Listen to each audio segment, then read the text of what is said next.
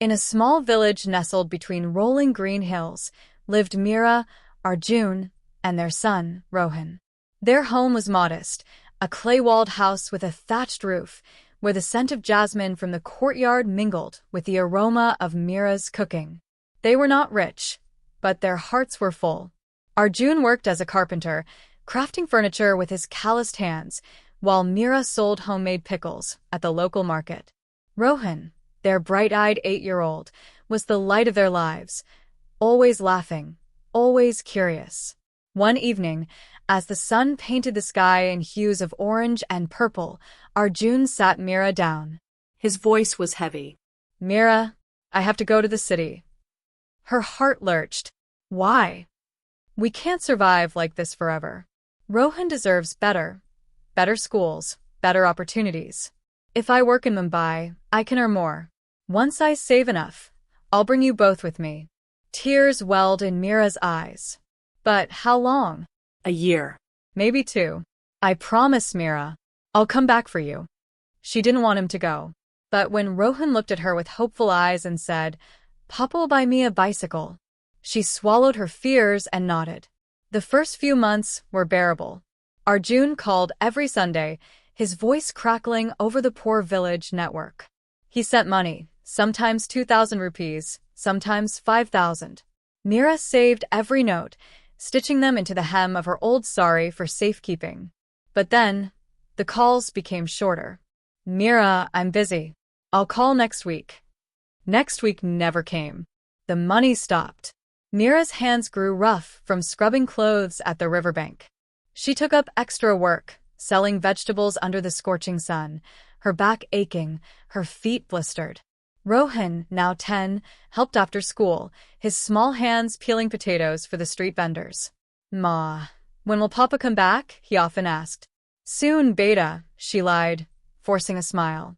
3 years later, a sleek black car rolled into their village, kicking up dust. Mira's heart leapt. "Arjun." She ran outside, her sari fluttering, her eyes wild with hope. But when the door opened, the man who stepped out was not the Arjun she remembered. He wore a tailored suit, a gold watch glinting on his wrist. His eyes, once warm, were cold. "Arjun," Mira whispered. He didn't embrace her. Instead, he looked past her at Rohan. "Beta, come here." Rohan hesitated, then ran to his father. Arjun placed a hand on his shoulder. "Mira," he said, voice devoid of emotion, "I want a divorce." The world tilted. What? "I've remarried. Her name is Priya. She's from a good family."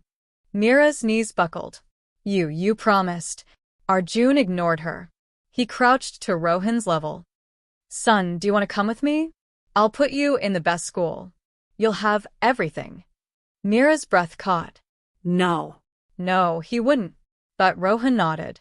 "Yes, Papa." The betrayal was a knife to her heart. Months passed. Mira was a ghost in her own home. She stopped eating, stopped speaking.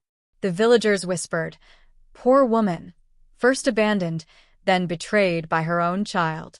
Then, one day, a letter arrived. No return address, just her name, scrawled in a familiar, childish hand. Inside, 1,000 rupees and a note. "Ma, I miss you. Wait for me." Her hands trembled. The next month, another letter. Then another. Each with money. Each with a few scribbled words of love. Then a thick envelope. Tears blurred her vision as she read. "Ma, forgive me. I had to leave. Papa would never have given us money if I stayed with you. But now, I take from him what's ours. Every rupee I send is for you. Wait for me, Ma. I'll come back. I promise." Mira clutched the letter to her chest, sobbing. Her son had not abandoned her. He had sacrificed himself to save her. Years later, a young man in a lawyer's suit stood at Mira's doorstep. "Ma," Rohan whispered, tears streaming down his face. "I'm home." Behind him, a moving truck unloaded furniture, not the rickety kind Arjun once made, but sturdy, polished wood. "I bought us a house in the city, Ma. You'll never work again. Never cry again." Mira touched his face, Her little boy, now a man. You kept your promise. He hugged her tightly. Always, Ma. Always. Moral. Love is not always loud. Sometimes it's silent, hidden in sacrifices, in letters, in the quiet hope that one day light will return to the darkest nights.